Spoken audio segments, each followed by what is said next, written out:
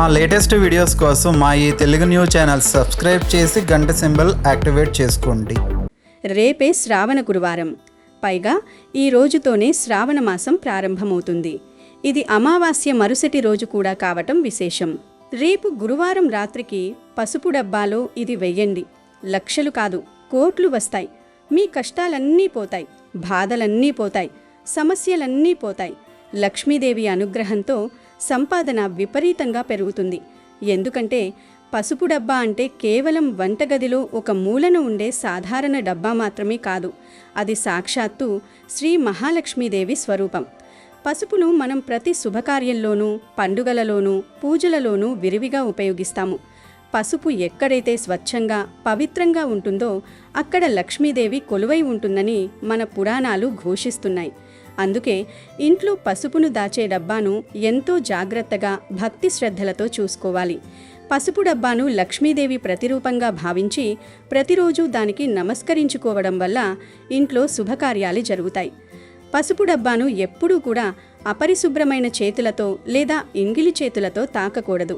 పసుపు డబ్బా చుట్టుపక్కల ప్రాంతాన్ని ఎప్పుడూ అత్యంత శుభ్రంగా ఉంచుకోవాలి. వంటగదిలో పసుపు డబ్బాను ఎక్కడ పడితే అక్కడ కాకుండా సరైన దిశలో పెట్టడం కూడా చాలా ముఖ్యం. దీనిని వంటగదిలో తూర్పు లేదా ఉత్తర దిశగా ఉండే అరలలో, షెల్ఫ్స్లో పెట్టుకోవడం వాస్తు ప్రకారం ఎంతో మంచిది. అలాగే ఎట్టి పరిస్థితుల్లోనూ పసుపు డబ్బాను కింద నేల మీద పెట్టకూడదు. షెల్ఫ్స్లో కానీ కొద్దిగా ఎత్తుగా ఉండే ప్రదేశంలో కానీ ఉంచాలి. డబ్బాలో పసుపు ఎప్పుడూ నిండుగా ఉండేలా చూసుకోవాలి. పూర్తిగా అయిపోయే వరకు వేచి చూడకుండానే మళ్ళీ పసుపును తెచ్చి అందులో పోయాలి. ఇక్కడ ప్రతి ఒక్కరూ తెలుసుకోవాల్సిన ఇంకొక అతి ముఖ్యమైన విషయం ఏమిటంటే, వంటగదిలో పసుపు డబ్బాను, ఉప్పు డబ్బాను ఎప్పుడూ ఒకే చోట పక్కపక్కన పెట్టకూడదు. ఉప్పు కూడా లక్ష్మీ స్వరూపమే అయినప్పటికీ ఈ రెండింటి శక్తులు వేరువేరుగా ఉంటాయి. పసుపు శుభానికి, మంగళానికి ప్రతీక అయితే ఉప్పు నెగిటివ్ ఎనర్జీని గ్రహించే గుణం కలిగి ఉంటుంది. ఈ రెండింటినీ పక్కపక్కన ఉంచడం వల్ల ఇంట్లో అనవసరమైన ఆర్థికపరమైన ఒడిదుడుకులు, మానసిక అశాంతి వచ్చే అవకాశం ఉందని వాస్తుశాస్త్రం చెబుతోంది. కాబట్టి పసుపు డబ్బాను ఒకవైపు పెడితే ఉప్పు డబ్బాను దానికి కొద్దిగా దూరంగా వేరొక చోట పెట్టడం ఎంతో శ్రేయస్కరం. అలాగే మనం ఇంట్లో 2 రకాల పసుపు డబ్బాలను ఏర్పాటు చేసుకోవాలి. దేవుడి పూజ గదిలో వాడటానికి ఒక పసుపు డబ్బాను ప్రత్యేకంగా పెట్టుకోవాలి. అలాగే వంటల్లో వాడే పసుపును వేరేగా ఉంచుకోవాలి. వంటగదిలో వాడే పసుపును ఎట్టి పరిస్థితుల్లోనూ దేవుడికి వాడకూడదు. దేవుడి దగ్గర ఉన్న పసుపును వంటలకు వాడకూడదు. ఎందుకంటే మనం వంటల్లో వాడే పసుపును మాంసం లాంటివి వండుతున్నప్పుడు తీసి కూడల్లో వేస్తాం. మళ్ళీ ఆ పసుపును పూజలకి వాడితే దోషం గనుక పూజ కోసం వేరేగా పసుపు డబ్బా ఏర్పాటు చేసుకోవడం ఉత్తమం. ఇక గురువారం రాత్రి పసుపు డబ్బాలో ఒక చిన్న వస్తువును వేస్తే చాలు, మీ జీవితంలో ఉన్న దారిద్ర్యం అంతా పోయి అద్భుతమైన మార్పులు వస్తాయి. మీ కష్టాలన్నీ చిటికలో మాయమైపోతాయి. మీకు అదృష్టం వరించి లక్షలు కాదు, ఏకంగా కోట్లు వస్తాయి. అష్టైశ్వర్యాలు సిద్ధిస్తాయి. మీరు పడుతున్న ఆర్థిక బాధలు, అప్పుల బాధలు అన్నీ తీరిపోయి జీవితంలో ఉన్నత స్థానానికి వెళతారు అని పరిహార శాస్త్రం చెబుతోంది. మరి పసుపు డబ్బాలో గురువారం పూట ఏ వస్తువు వేయాలి, ఎలా వేయాలి అనే విషయాన్ని ఈ వీడియోలో మనం చాలా వివరంగా తెలుసుకుందాం. ముందైతే ఒక పవిత్ర కథను విందాం. ఫ్రెండ్స్, అంతకన్నా ముందు దయచేసి ఈ వీడియోని లైక్ చేయండి. అలాగే కామెంట్ సెక్షన్లో ఓం శ్రీ ధనలక్ష్మీ దేవ్యై నమః అని కామెంట్ చేయండి. శ్రీనివాసపురం అనేది పచ్చని పొలాల మధ్య కొండ కోనల సాక్షిగా వెలిసిన ఒక అందమైన పల్లెటూరు. ఆ ఊరిలోకి అడుగు పెట్టగానే గలగల పారే సెలయిళ్ళు, చెట్లపై పక్షుల కిలకిల రావాలు మనసుకు ఎంతో ప్రశాంతతను ఇస్తాయి. అటువంటి గ్రామంలో సీత అనే ఒక యువతి ఉండేది. సీత పేరుకు తగ్గట్టు చాలా సౌమ్యురాలు, శాంత స్వభావురాలు. ఆమె ముఖంలో ఎప్పుడూ ఒక పవిత్రమైన కళ ఉట్టిపడుతూ ఉండేది. సీతకు చిన్నతనం నుండి తల్లిదండ్రులు లేరు. ఏదో ప్రమాదంలో వారు చనిపోవడంతో ఆమె మేనమామ ఇంట్లో పెరిగింది. మేనమామ కూడా పేదవాడే అయినా ఆమెను ఒక పద్ధతి ప్రకారం పెంచారు. సీతకు అందరికంటే మిన్నగా మహాలక్ష్మీదేవి అంటే ఎంతో భక్తి. ఆ దేవినే తన తల్లిగా, తండ్రిగా భావించేది. ప్రతిరోజు సూర్యుడు ఉదయించకముందే నిద్రలేచి వాకిలి ఊడ్చి ఆవు పేరతో కళ్ళాపి చల్లి రంగురంగుల ముగ్గులు వేసేది. ఆ ముగ్గులు చూస్తే సాక్షాత్తు లక్ష్మీదేవి నడుచుకుంటూ లోపలికి వస్తుందేమో అన్నంత అందంగా ఉండేవి. ఆ తర్వాత స్నానం ముగించుకుని దీపారాధన చేసి లక్ష్మీ అష్టోత్తరం చదువుకుంటూ ఆ తల్లిని ఎంతో నిష్ఠతో పూజించేది. తన కోసం ఏమీ కోరుకోకుండా లోకమంతా చల్లగా ఉండాలి తల్లి, అందరికీ మంచి జరగాలి అని వేరుకునే గొప్ప మనసు ఆమెది. సీతకు రామచంద్రతో వివాహం జరిగింది. రామచంద్ర పక్కనే ఉన్న టౌన్లో ఒక చిన్న ఫ్యాక్టరీలో పనిచేసేవాడు. అతను చాలా కష్టపడే మనస్తత్వం కలవాడు. తన భార్య సీత మంచితనం చూసి అతను ఎప్పుడూ మురిసిపోయేవాడు. ఆమె చేస్తున్న పూజలు, ఆమె పద్ధతి చూసి తనకు సాక్షాత్తు మహాలక్ష్మియే భార్యగా దొరికిందని గర్వపడేవాడు. రామచంద్రకు తన భార్య అంటే అమితమైన ప్రేమ. కానీ వారిద్దరి మధ్య ఒక చిన్న సమస్య ఉండేది. అది మరెవ్వరూ కాదు, రామచంద్ర తల్లి భద్రమ్మ. భద్రమ్మకు సీత అంటే మొదటి నుంచి ఒక రకమైన ఈర్ష్య, చిన్న చూపు. దానికి కారణం సీత ఒక అనాథ కావడం మరియు పెళ్లిలో పెద్దగా కట్న కానుకలు తేకపోవడం. భద్రమ్మకు డబ్బు మీద ఆశ ఎక్కువ. పక్క వాళ్ల కోడళ్ళు తమ పుట్టింటి నుండి పట్టుచీరలు, నగలు తెస్తుంటే చూసి ఓర్చుకోలేకపోయేది.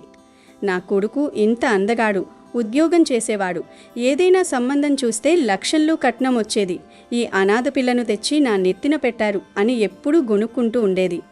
ఒకరోజు భద్రమ్మ తన ఇంటి అరుగు మీద కూర్చుని తన పక్కింటి సుబ్బమ్మతో మాట్లాడుతోంది. చూశావా సుబ్బమ్మ, నీ కోడలు మొన్ననే కదా వాళ్ళ అమ్మగారింటికి వెళ్ళింది, అప్పుడే 5 తులాల హారం చేయించుకుని వచ్చింది. మా కోడలికి ఆ దిక్కు కూడా లేదు. పుట్టింటి వారుంటే కదా కనీసం ఒక చీర పెట్టడానికి. ఈ అనాథ పిల్లను నా కొడుకు ఎందుకు చేసుకున్నాడో ఏమో, నా రాత ఇలా తగలబడింది. అసలు ఈ సీత అడుగు పెట్టాక నా అదృష్టం ఏమైనా మారుతుందేమో అనుకుంటే ఇంకా దరిద్రం చుట్టుకుంటోంది అని నోటికి వచ్చినట్టు తిట్టింది. సీత లోపల ఉండి ఆ మాటలన్నీ వింటున్నా ఏ రోజు ఎదురు చెప్పలేదు. తన కర్మ అనుకుని ఆ లక్ష్మీదేవికి మొక్కుకొని ఊరుకునేది. అలాంటి సమయంలో ఒకరోజు రామచంద్ర సీతను తీసుకుని ఆస్పత్రికి వెళ్ళాడు. సీతకు కొద్ది రోజులుగా వాంతులు, నీరసంగా ఉండటంతో డాక్టర్ దగ్గరకు తీసుకెళ్లాడు. పరీక్షలు చేసిన డాక్టర్ గారు సంతోషంగా మీ ఆవిడ గర్భవతి అని చెప్పారు. రామచంద్ర ఆనందానికి అవధుల్లేవు. వెంటనే ఇంటికి వచ్చి తన తల్లికి ఈ విషయం చెప్పాడు. అమ్మా, నీకో శుభవార్త, సీత గర్భవతి, త్వరలోనే మన ఇంటికి వారసుడి రాబోతున్నాడు అని సంబరంగా చెప్పాడు. కానీ భద్రమ్మ ముఖంలో ఆనందం మచ్చుకైనా కనిపించలేదు. ముఖం చిట్లించుకుని, అయితే ఇప్పుడు నేనేం చెయ్యాలి, ఊరంతా చాటింపు వేయాలా, అందరూ పిల్లల్ని కనేవాళ్లే కదా అని విసుక్కుంది. రామచంద్ర ఆశ్చర్యపోయి, ఏంటమ్మా అలా అంటావు, నీ మనవడు రాబోతున్నాడంటే సంతోషించవా అని అడిగాడు. అప్పుడు భద్రమ్మ తన అసలు రంగు బయటపెట్టింది.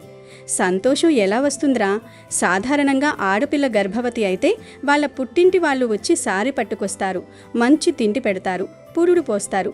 ఇక్కడ ఈ సీతకు పుట్టింటివారు లేరు కదా, ఇప్పుడు దీని పురుడు ఖర్చులు, పౌష్టికాహారం ఖర్చులు అన్నీ మనమే భరించాలి. పైగా గర్భవతి అని పనులు చేయకపోతే నా ప్రాణం పోతుంది. ఈ వయసులో నేను చాకిరీ చేయలేను అని గట్టిగా అరిచింది. సీత కళ్ళల్లో నీళ్లు తిరిగాయి. అయినా నెమ్మదిగా, అత్తయ్యగారు మీరేం కంగారు పడకండి, నేను ఎప్పటిలాగే అన్ని పనులు చేస్తాను, నాకు ఏమీ వద్దు, మీరు దీవిస్తే చాలు అని బ్రతిమాలింది. రామచంద్ర కూడా తన తల్లిని సర్ది చెప్పడానికి ప్రయత్నించాడు. కొద్ది రోజుల తర్వాత రామచంద్రకు ఫ్యాక్టరీలో ఒక మంచి అవకాశం వచ్చింది. అతనికి ప్రమోషన్ ఇచ్చి పక్కనే ఉన్న సిటీలోకి పంపాలనుకున్నారు. దీనివల్ల జీతం డబుల్ అవుతుంది. కానీ రామచంద్రకు సీతను ఈ స్థితిలో వదిలి వెళ్లడం ఇష్టం లేదు. భద్రమ్మ మాత్రం, డబ్బు వస్తుంటే వదులుకుంటావా, నువ్వు వెళ్ళు, ఇక్కడ సీతను నేను కంటికి రెప్పలా చూసుకుంటాను అని అబద్ధపు మాటలు చెప్పింది. సీత కూడా తన భర్త భవిష్యత్తు కోసం వెళ్లమని ప్రోత్సహించింది. చివరికి రామచంద్ర పట్నానికి వెళ్ళిపోయాడు. రామచంద్ర వెళ్లిన మరుసటి రోజు నుండే భద్రమ్మ తన ప్రతాపం చూపించడం మొదలుపెట్టింది. సీతకు కడుపు భారంగా ఉన్నా సరే ఇంటి పనులన్నీ ఆమెతోనే చేయించేది. పొద్దున్నే లేచి బావి నుండి నీళ్లు తోడడం, ఇల్లు తుడవడం, అంట్లు తోమడం, వంట చేయడం, ఇలా అన్నీ సీత ఒక్కతే చేయాల్సి వచ్చేది. భద్రమ్మ మాత్రం కుర్చీలో కూర్చుని ఆజ్ఞలు జారీ చేసేది. ఒకరోజు మధ్యాహ్నం ఎండ బాగా కాస్తుంది. సీతకు కళ్ళు తిరుగుతున్నాయి, విపరీతమైన ఆకలిగా ఉంది.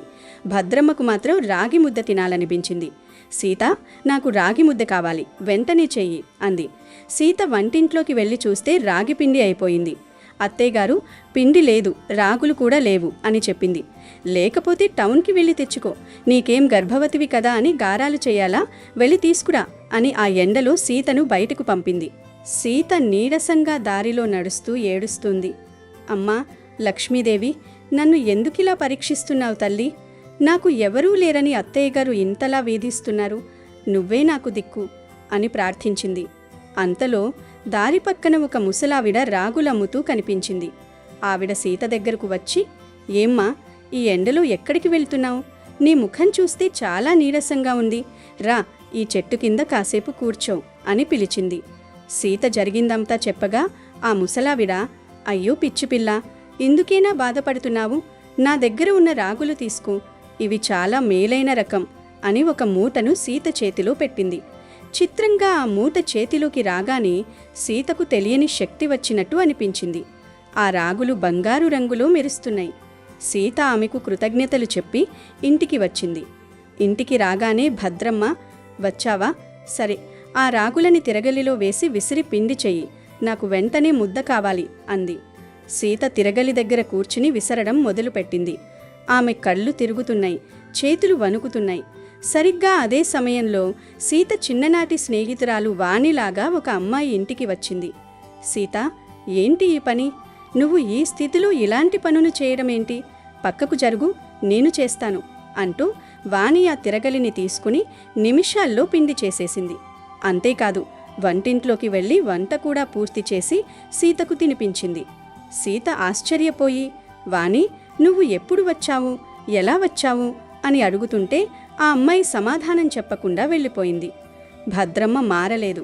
సాయంత్రం భద్రమ్మకు ఎవరూ చెప్పారు, ఏమిటి, మీ కోడలి పుట్టింటివారు ఏమీ సరుకులు పంపడం లేదేంటి?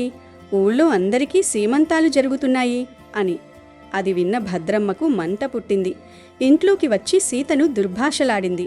చూడు సీత, నువ్వు అనాథవి అని తెలిసినా నా కొడుకు నిన్ను తెచ్చాడు, కానీ ఈ ఊళ్ళో నా పరువు పోతోంది. రేపు సాయంత్రంలోపు నీ పుట్టింటి నుండి ఎవరైనా వచ్చి నీకు సీమంతం సారి, పట్టుచీరలు, నగలు తీసుకురాకపోతే నిన్ను ఈ ఇంట్లో ఉండనివ్వను, గెంటి పారేస్తాను. నీ లక్ష్మీదేవిని పిలుచుకుంటావో, నీ చచ్చిన తల్లిదండ్రులను పిలుచుకుంటావో నాకు తెలియదు. నాకు రేపు సాయంత్రానికి నగలు, నట్రా కావాలి అని తేల్చి చెప్పింది. సీత ఆ రాత్రంతా ఏడుస్తూ గడిపింది.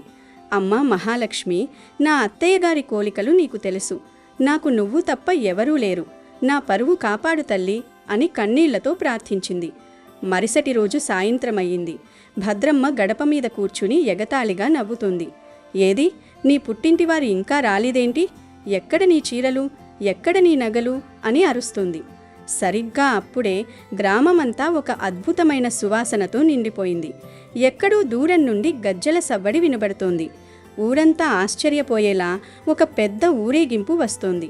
ముందు 10 మంది పనివాళ్లు వెండి పళ్ళాలలో పట్టుచీరలు, బంగారు ఆభరణాలు, వజ్రాల హారాలు, రకరకాల పిండి వంటలు పట్టుకుని వస్తున్నారు. వారి మధ్యలో సాక్షాత్తు మహాలక్ష్మీదేవి ఒక 5వ పుణ్యస్త్రీ రూపంలో నడుచుకుంటూ వస్తోంది. ఆమె ధరించిన పట్టుచీర సూర్యుడిలా వెలిగిపోతోంది. ఆమె వంటి మీద ఉన్న నగలు మెరుపులు చిమ్ముతున్నాయి. ఆమె రాకతో ఆ ఇల్లంతా ఒక దివ్యమైన కాంతితో నిండిపోయింది. భద్రమ్మ ఆ దృశ్యాన్ని చూసి కళ్ళు బైర్లు కమ్మాయి. నోట మాట రాక అలాగే నిలబడిపోయింది.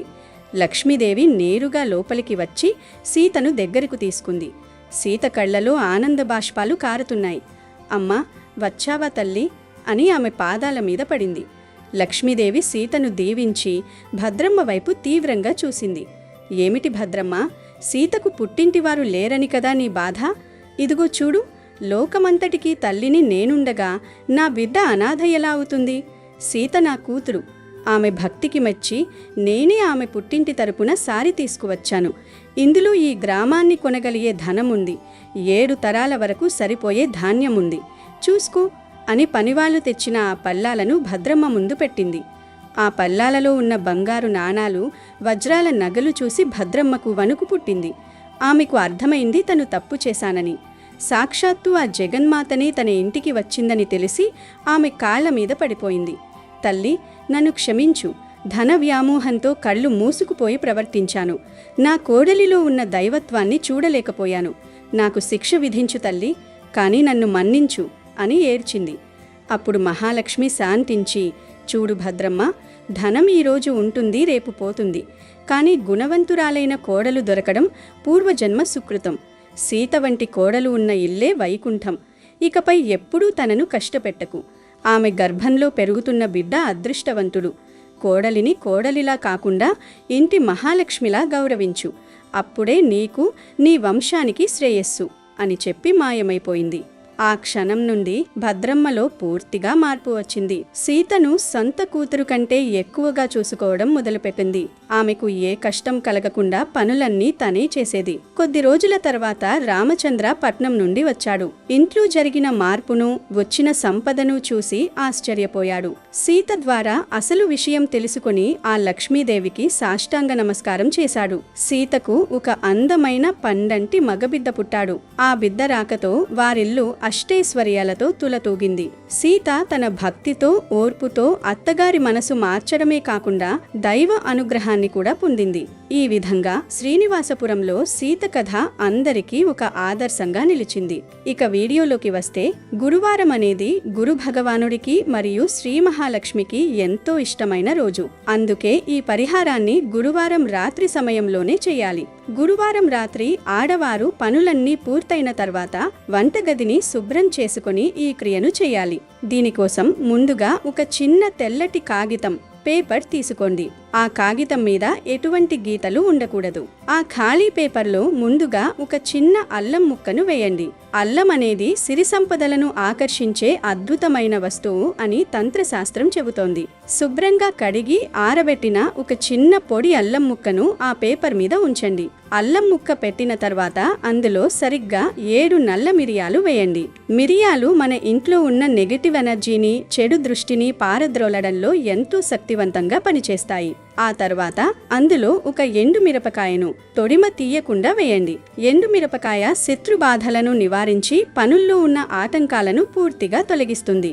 ఇప్పుడు ఆ పేపర్లో అల్లం ముక్క, 7 మిరియాలు, ఒక ఎండు మిరపకాయ ఉన్నాయి. ఈ 3 వస్తువులను ఆ పేపర్లో ఉంచి దానిని ఒక చిన్న పొట్లంలాగా జాగ్రత్తగా చుట్టండి.